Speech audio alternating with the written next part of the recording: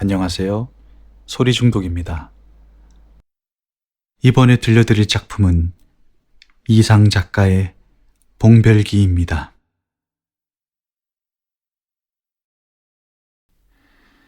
스물세 살이요, 3월이요, 각혈이다.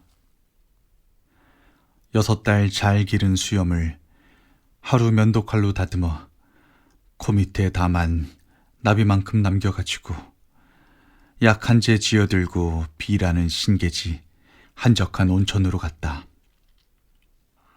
개서 나는 죽어도 좋았다. 그러나 이내 아직 길을 펴지 못한 청춘이 약탕관을 붙들고 늘어져서는 날 살리라고 보채는 것은 어찌하는 수가 없다. 여관 한등 아래 밤이면 나는 늘 억울해했다. 사흘을 못 참고 기어이 나는 여관 주인 영감을 앞장세워 밤에 장구 소리 나는 집으로 찾아갔다. 개서 만난 것이 금옥이다. 몇 살인구? 체대가 비록 풋고추만 하나 깡그라진 계집이 제법 맛이 맵다. 16살? 많아야 19살이지 하고 있자니까. 21살이에요. 그럼 내 나이는 몇 살이나 되배지? 글쎄, 40? 39? 나는 그저 그래버렸다. 그리고 팔짱을 떡 끼고 앉아서는 더욱더욱 점잖은 체했다. 그냥 그날은 무사히 헤어졌건만 이튿날 화우 K군이 왔다. 이 사람인즉 나와 농하는 친구다.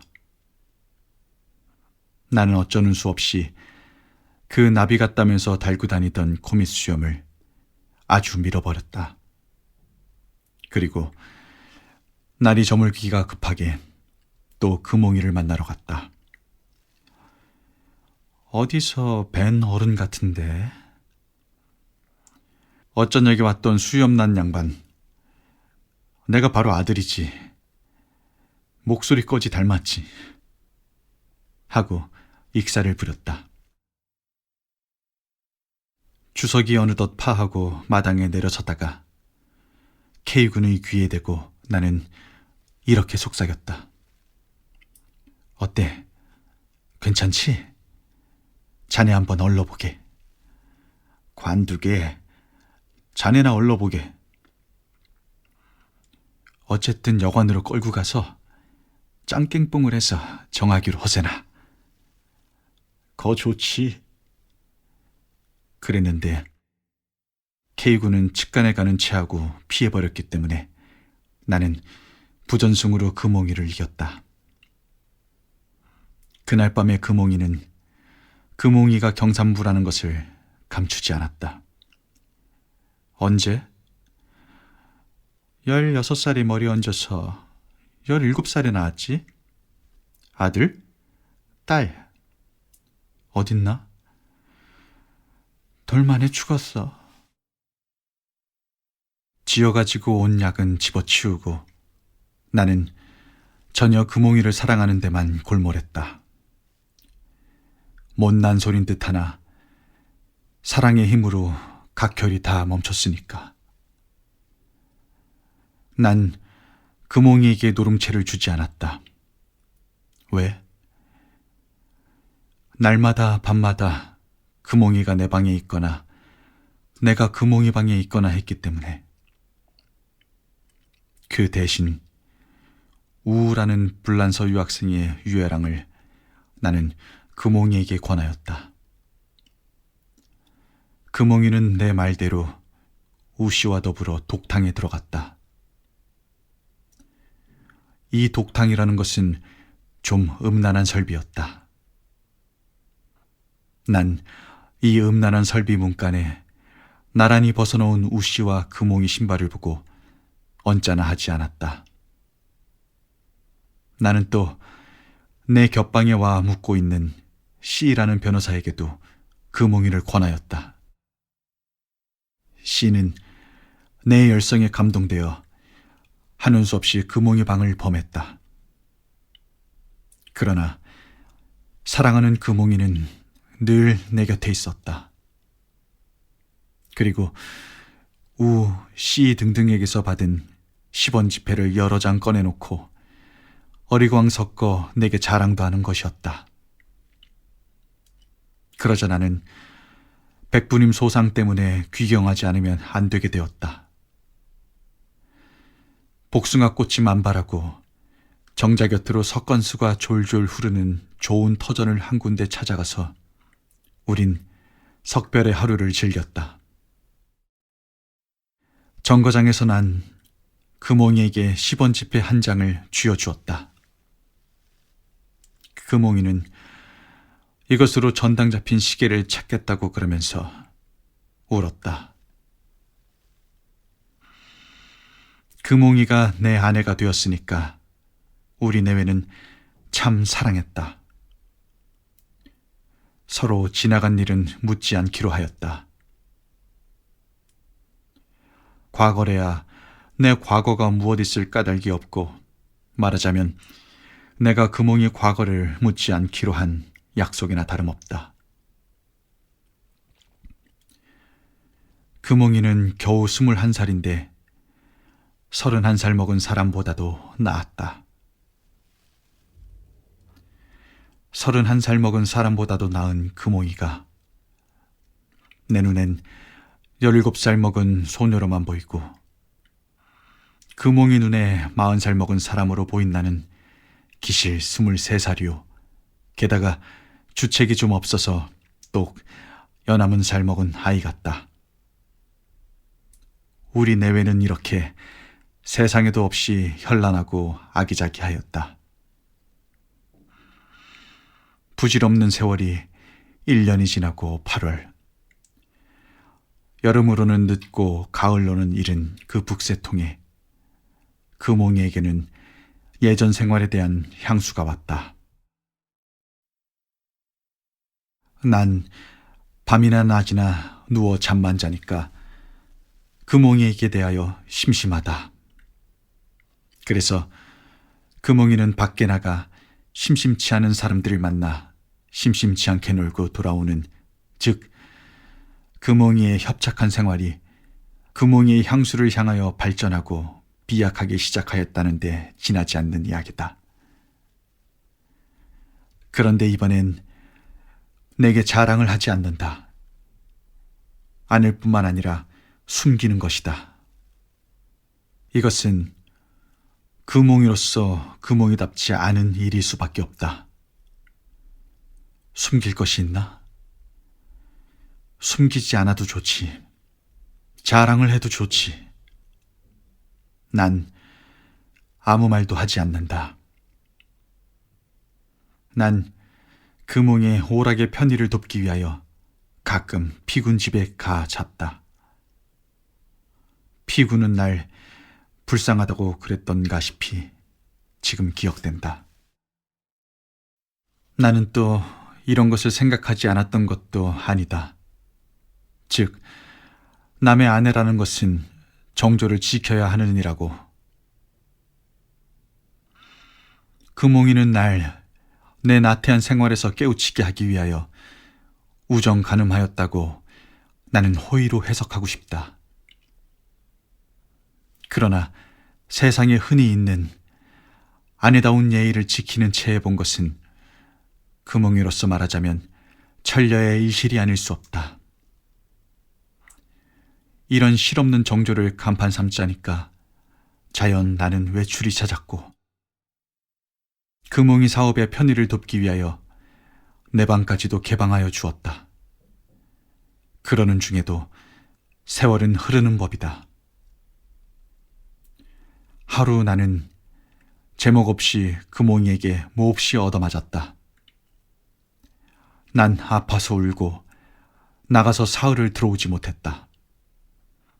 너무도 금홍이가 무서웠다. 나흘 만에 와보니까 금홍이는 때 묻은 버선을 윗목에다 벗어놓고 나가버린 뒤였다. 이렇게도 못나게 호라비가 된 내게 몇 사람의 친구가 금홍이에 관한 불미한 가십을 가지고 와서 나를 위로하는 것이었으나 종신하는 그런 취미를 이해할 도리가 없었다. 버스를 타고 금홍이와 남자는 멀리 과천 관악산으로 가는 것을 보았다는데 정말 그렇다면 그 사람은 내가 쫓아가서 야단이나 칠까봐 무서워서 그런 모양이니까 퍽 겁쟁이다. 인간이라는 것은 임시 거부하기로 한 내 생활이 기억력이라는 민첩한 작용을 하지 않았기 때문에 2달 후에 난 금홍이라는 성명 3자까지도 말쑥하게 잊어버리고 말았다. 그런 두절된 세월 가운데 하루 길이를 복하여 금홍이가 왕복 엽서처럼 돌아왔다. 난 그만 깜짝 놀랐다.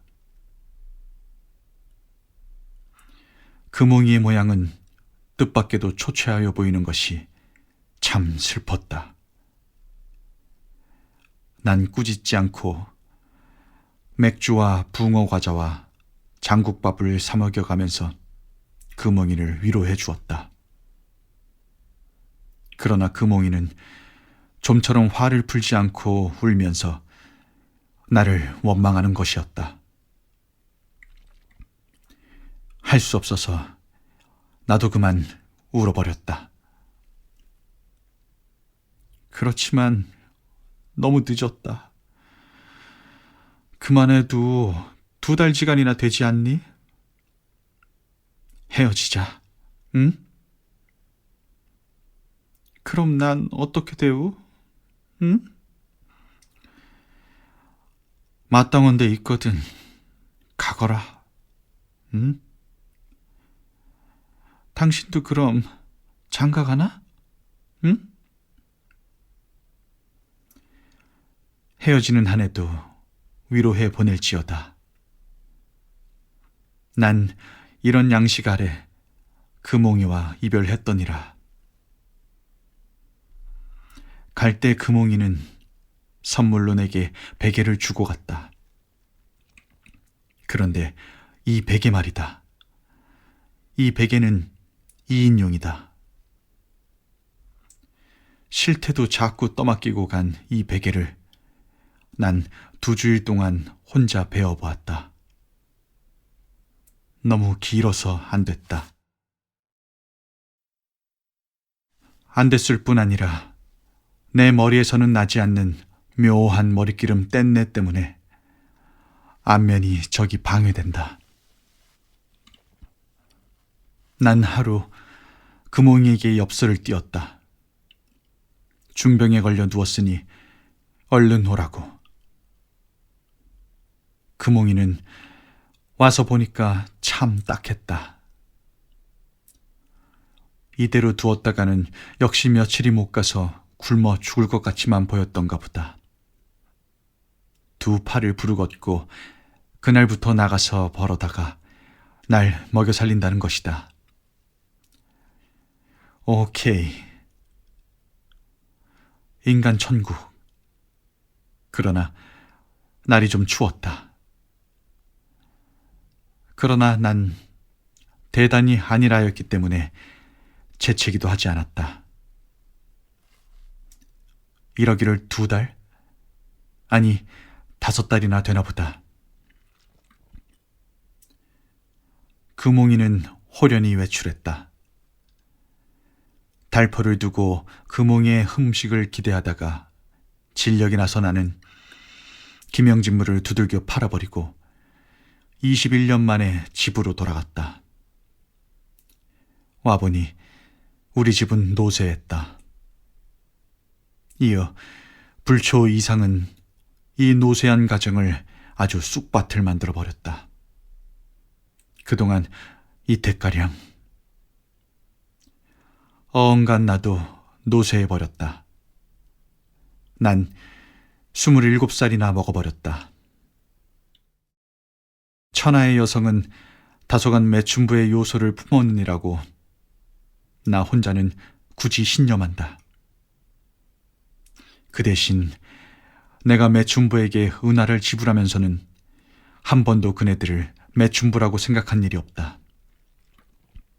이것은 내 금홍이와의 생활에서 얻은 체험만으로는 성립되지 않는 이론같이 생각되나 기실 내 진담이다. 난 몇 편의 소설과 몇 줄의 시를 써서 내 쇠망해가는 심신 위에 치욕을 배가하였다. 이 이상 내가 이 땅에서의 생존을 계속하기가 잠옷 어려울 지경에까지 이르렀다. 난 하여간 허울 좋게 말하자면 망명해야겠다. 어디로 갈까? 나는 만나는 사람마다 동경으로 가겠다고 호언했다. 그뿐 아니라 어느 친구에게는 전기 기술에 관한 전문 공부를 하러 간다는 둥, 학교 선생님을 만나서는 고급 단식 이세술을 연구하겠다는 둥, 친한 친구에게는 내 5개 국어에 능통할 작정일세 어쩌고, 심하면 법률을 배우겠소까지 허담을 탕탕 하는 것이다. 웬만한 친구는 보통들 속나보다. 그러나 이 헛선전을 안 믿는 사람도 더러는 있다. 하여간 이것은 영영 빈털터리가 되어버린 이상의 마지막 공포에 지나지 않는 것만은 사실이겠다. 어느 날, 난 이렇게 여전히 공포를 놓으면서 친구들과 술을 먹고 있자니까 내 어깨를 툭 치는 사람이 있다. 긴상이라는 이다. 긴상, 참 오래간만이슈. 근데 긴상, 꼭 긴상 한번 만나 뵙자는 사람이 하나 있는데, 긴상, 어떡하시려? 거 누군구? 남자야, 여자야? 여자니까 일이 재밌지 않느냐, 그런 말이야. 여자라? 긴상, 옛날 옥구상. 금웅이가 서울에 나타났다는 이야기다. 나타났으면 나타났지. 나를 왜 찾노? 난 긴상에게서 금웅이의 숙소를 알아가지고 어쩔 것인가 망설였다. 숙소는 동생 일심이 집이다.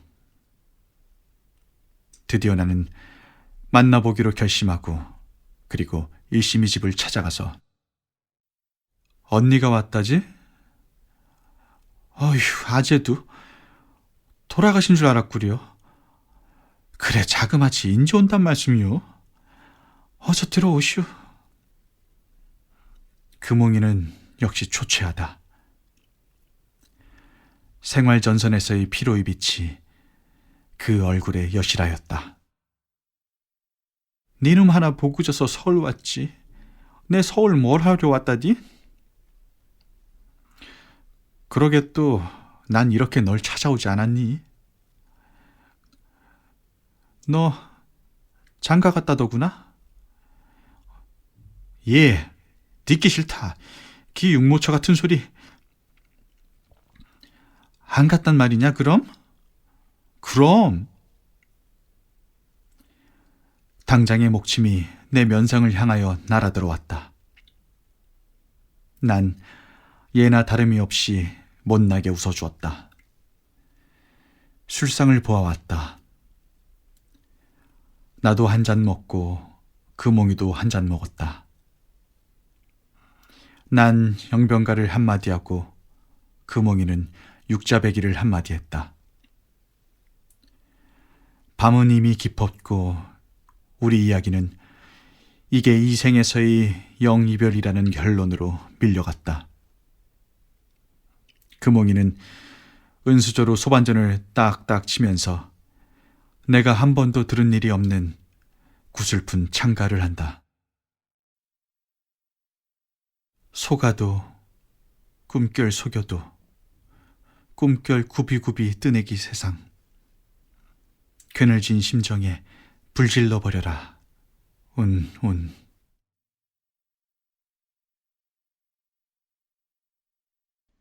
지금까지 소리 중독이었습니다. 함께 해주셔서 감사합니다.